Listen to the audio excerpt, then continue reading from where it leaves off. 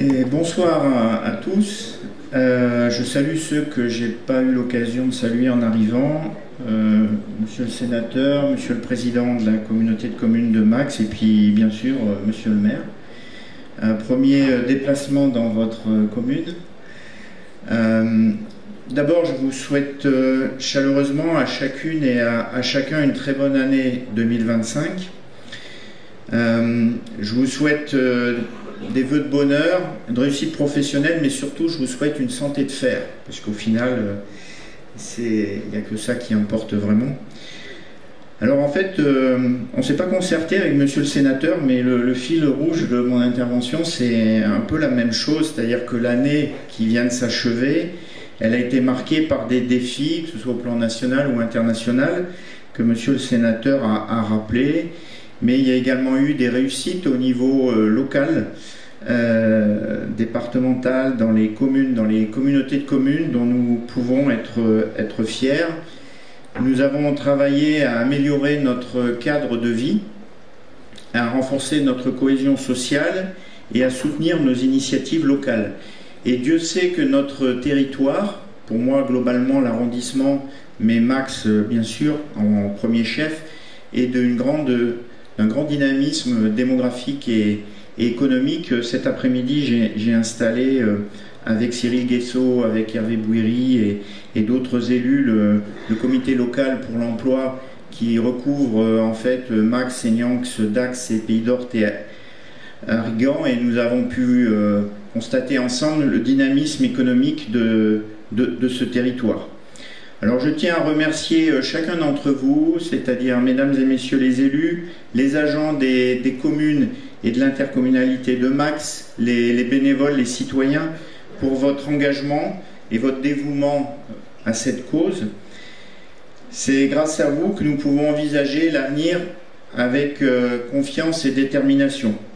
Mais j'aurais quand même une pensée plus particulière en ce début d'année pour nos élus locaux. Parce qu'en fait, on ne le dit pas assez tout au long de l'année, et je pense que c'est le bon moment.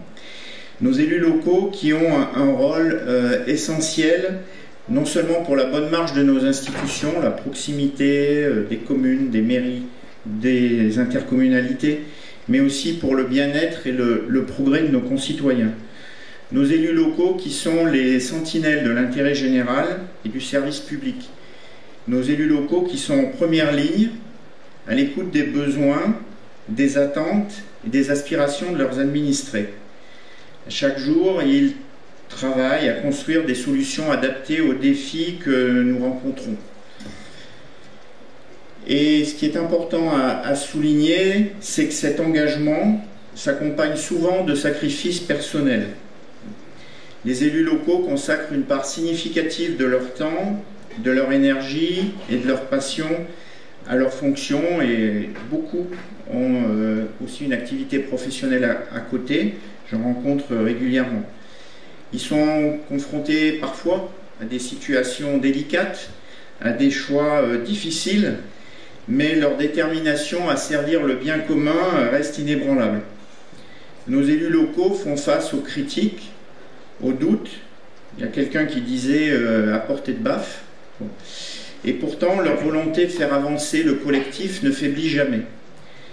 Voilà, donc aujourd'hui, je souhaite leur exprimer toute notre gratitude, leur dire merci pour votre engagement, pour votre écoute, pour votre capacité à rassembler et à agir. Merci pour votre vision de vos territoires et votre courage.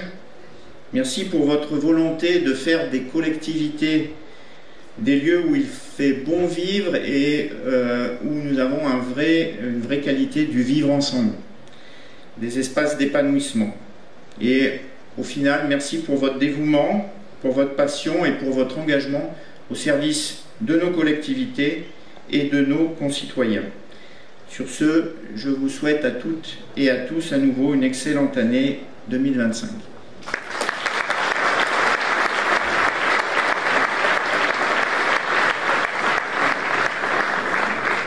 Et maintenant, vous êtes invités à profiter des buffets. On va peut-être allumer la lumière parce qu'on est un peu sombre.